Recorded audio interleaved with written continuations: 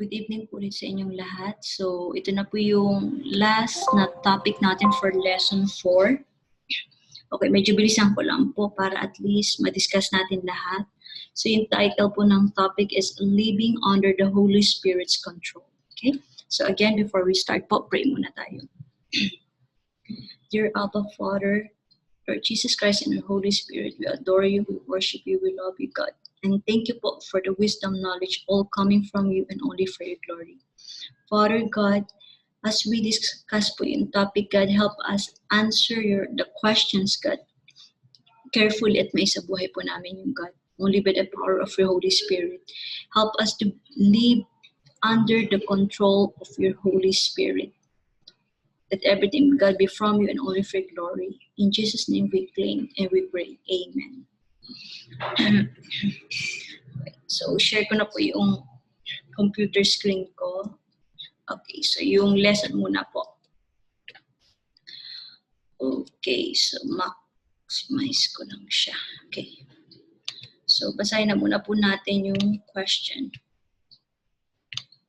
Okay, so, yeah. Living under the Holy Spirit's control. What are the two conflicting natures in your life mentioned in Galatians chapter 5, verse 16 to 17? Pag sinabi natin conflicting, nagkokontra, nagtaliwas, okay? So magkabaliktad. So kailangan po natin alamin kung ano yung magkataliwas na nature sa mga buhay natin na na-mention sa Galatians chapter 5, verse 16 to 17. So basahin po natin yung Bible message.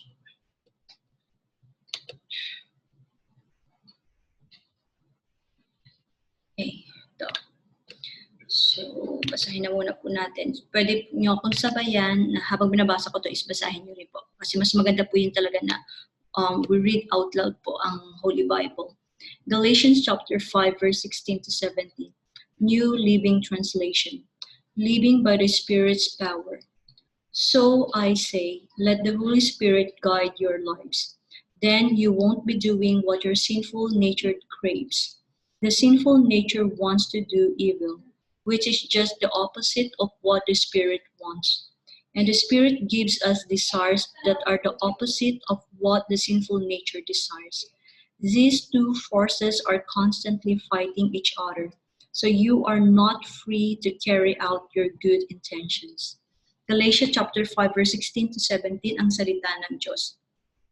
Ang buhay sa pamamagitan ng Espiritu. Ngunit sinasabi ko, mamuhay kayo ayon sa Espiritu upang hindi ninyo tuparin ang mga nasa ng laman. Ito ay sapagkat ang ninanasa ng laman ay laban sa Espiritu at ang ninanasa ng Espiritu ay laban sa laman. Sila ay magkasalungat sa isa't isa. Ito ay upang hindi mo gawin ang mga bagay na ibig mong gawin. Okay, so brief explanation lang po. So, yun nga. So, ang magkataliwas daw is yung minsan, di ba, parang kunyari, since we are in human flesh, tao tayo. Though minsan, let's say, Christian tayo. Gusto natin gawin yung tama, pero because of the temptation, because of the evil forces, okay, we are not fighting against human, but we are fighting against evil spirit, evil wrongs nga daw. So, ibig sabihin po nun, though minsan, gusto natin gawin yung tama, since we are human, yung temptation minsan is na-overpower tayo.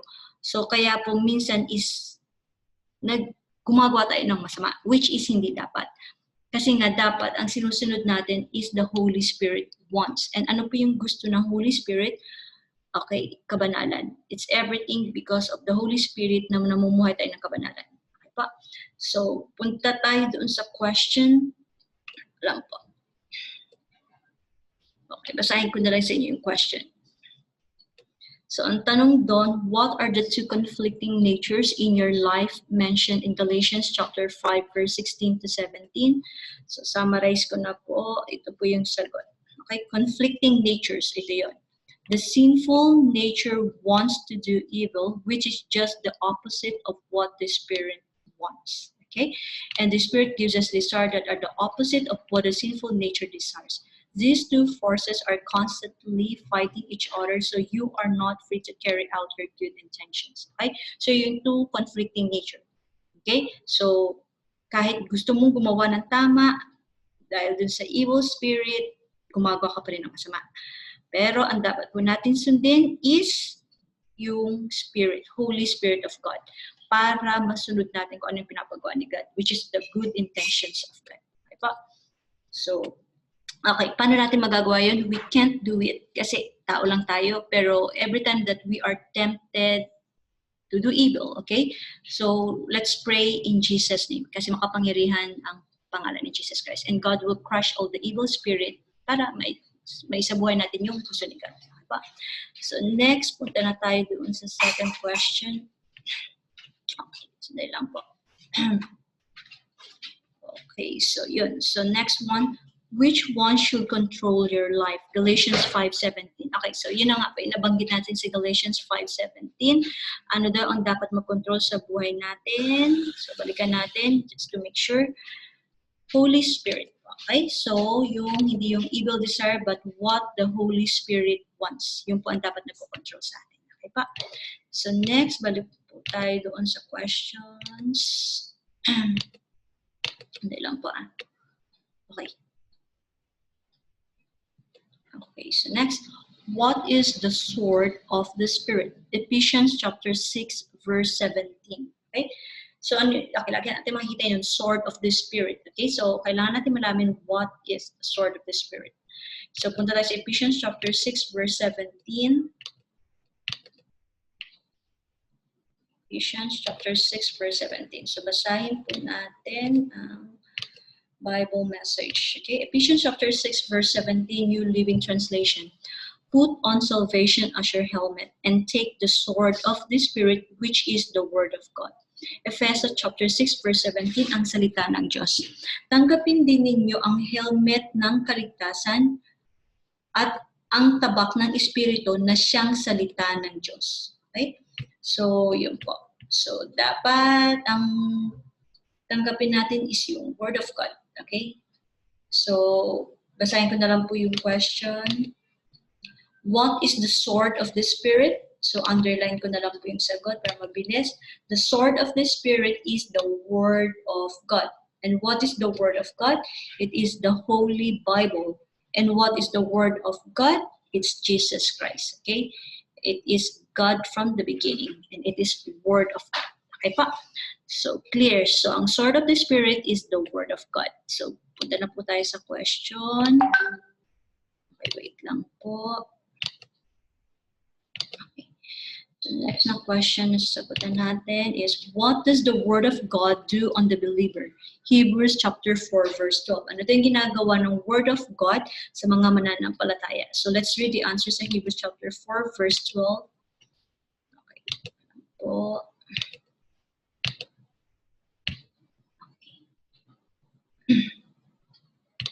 Hebrews chapter 4, verse 12, New Living Translation. For the word of God is alive and powerful.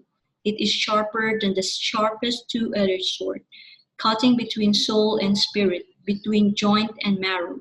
It exposes our innermost thoughts and desires.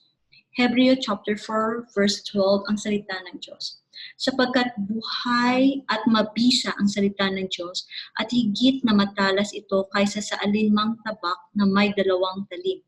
Bumabaon ito hanggang sa ikapaghihiwalay ng kaluluwa at ng espiritu at ng kasuan at utak ng buto. Nakakatalos ito ng mga pag-iisip at mga saloobin ng puso. Okay, so from here po doon natin makikita na sobrang makapangyarihan ang Word of God. Bakit? Buhay. Okay? It's alive and powerful. Okay? So it exposes our innermost thoughts and desires. Okay? Minsan po, let's say, pag nagbabasa tayo ng Bible, di ba? Parang feeling natin, parang yung message para sa akin. Parang yung message parang gano'n. So, ine-expose niya yung innermost thoughts and desires natin, not to condemn us, but for us to be righteous. Kailangan tayong i-correct ni God. Or else kasi, pag hindi tayo na-correct, pag namumuhay tayo sa kamalian, okay, so we know po na everything has consequences. If we live in sin, without repenting, without accepting Jesus Christ, then people goes to hell. But if we accepted Jesus Christ as Lord and Savior and obey all His commandments and we live a holy life by the power and the grace po ng Holy Spirit, then we go to heaven. Okay po? So kailangan po nating linisin, okay, yung thoughts, desires natin, it is by the Word of God. ganun po siya makapangyarihan. Kaya po, day and night po talaga is basa tayo ng Holy Bible. So, basahin ko lang yung question. Sandali lang po. Ang sabi what does the Word of God do on the believer? Okay, so underline ko lang po yung sagot. Ano daw ang ginagawa ng Word of God sa ating mga mananampalataya? Okay, ito. Okay, ito ang gagawin niya. It exposes our innermost thoughts and desires. Okay? Which is thankful tayo dapat kay God kasi naitatama tayo ni God. Okay pa? So, next is, punta po tayo doon sa ibang questions. Okay na po. What is one activity in which the Holy Spirit helps you? How? Romans chapter 8 verse 26. So ano daw po yung mga activity na kung saan tinutulungan tayo ng Holy Spirit at paano niya yung ginagawa? So Romans 8:26. So basahin po natin yung Bible message.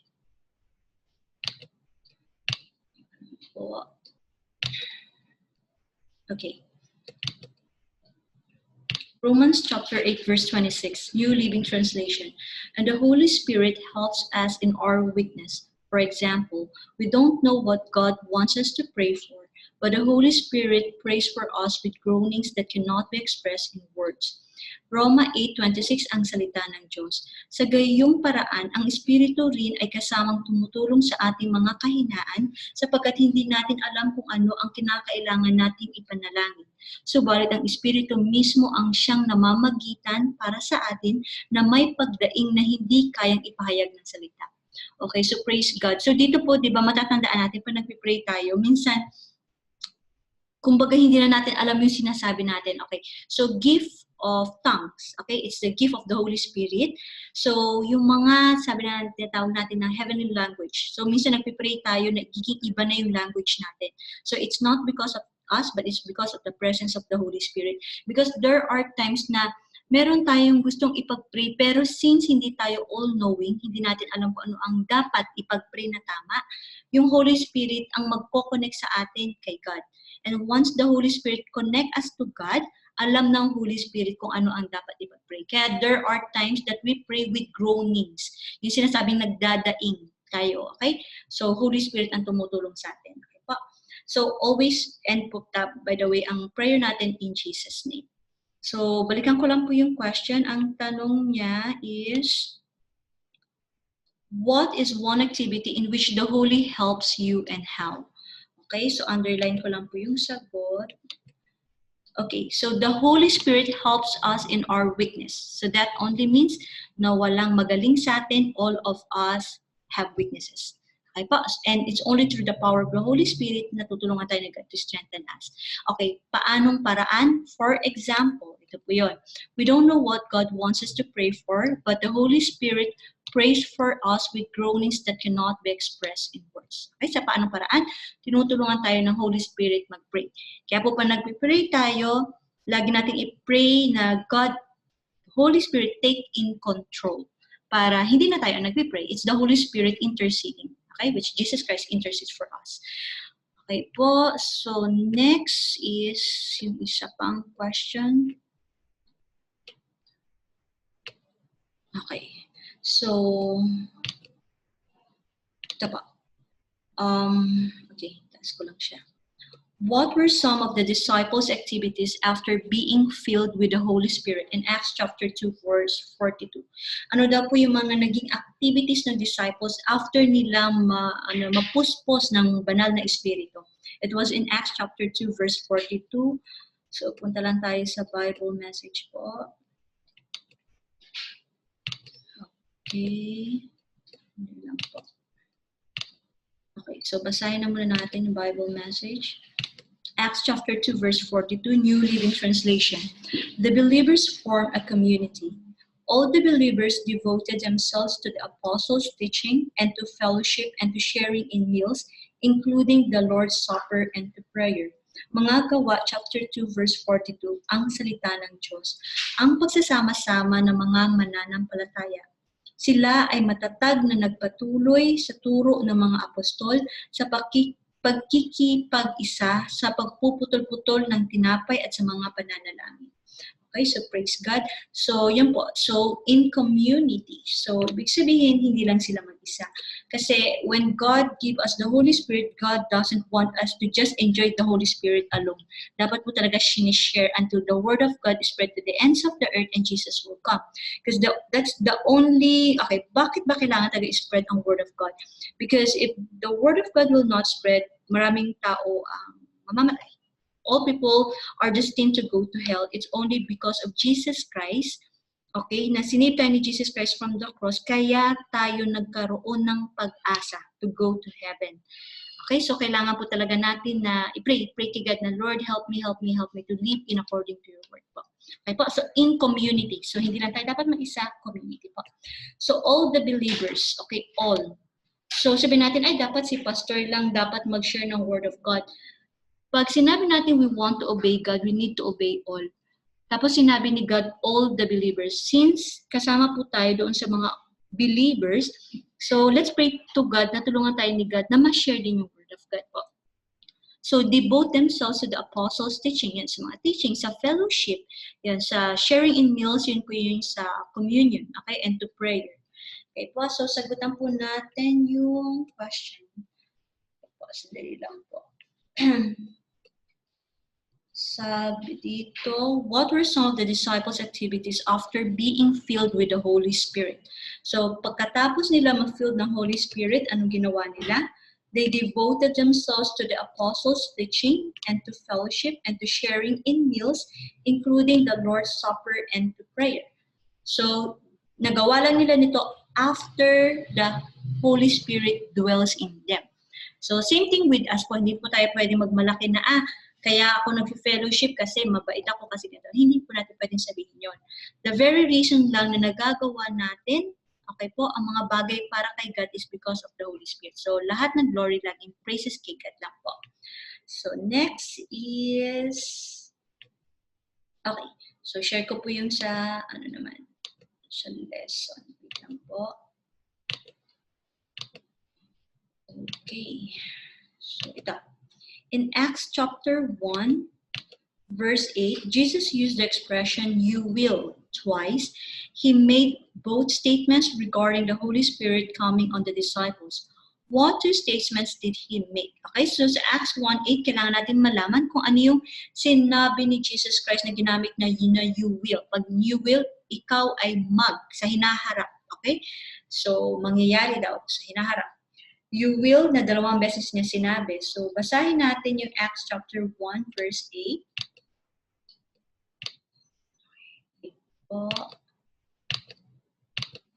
Okay. Yan. So, Acts chapter 1, verse 8, New Living Translation. But you will receive power when the Holy Spirit comes upon you, and you will be my witnesses, telling people about me everywhere in Jerusalem, throughout Judea, in Samaria, and to the ends of the earth. Mga Gawa chapter 1 verse 8, ang salita ng Diyos. Subalit tatanggap kayo ng kapangyarihan kapag dumating na sa inyo ang banal na Espiritu. Kayo ay magiging mga patotoo sa akin sa Jerusalem, sa buong Judea, sa Samaria, at sa pinakamalayong bahagi ng lupa. Okay, so praise God po na magagawa lang po natin yon when the Holy Spirit comes. Kaya nga, bago tayo mag-share sa tao, okay, bago tayo mag-share ng testimony natin, lagi natin pray, Holy Spirit, come. Tulungan niyo po akong mag-witness tungkol sa inyo. Tulungan niyo po akong mag-share tungkol sa inyo. Para hindi tayo ang magsasalita. Yung Holy Spirit na tutulong sa atin. And in Jesus' name po. So, sagutan po natin yung question. Sabi, Jesus used the expression, you will, twice. He made both statements regarding the Holy Spirit coming on the disciples. What two statements did he make? Ano daw yung sinabi ni Jesus Christ na you will? Okay, so direct ako na pong sabihin dito. You will receive power when the Holy Spirit comes upon you. Okay, ito po yung isa. Tapos, you will be my witnesses, telling people about me everywhere in Jerusalem, throughout Judea, in Samaria, and to the ends of the earth. Sino yung me na nagsasalita dito? It's Jesus po. Okay, so Jesus po ang share natin. Okay, so yun po yung dalawang you will. Makarespen ng Holy Spirit at magiging witness tayo ni Jesus Christ. Okay, so next is yung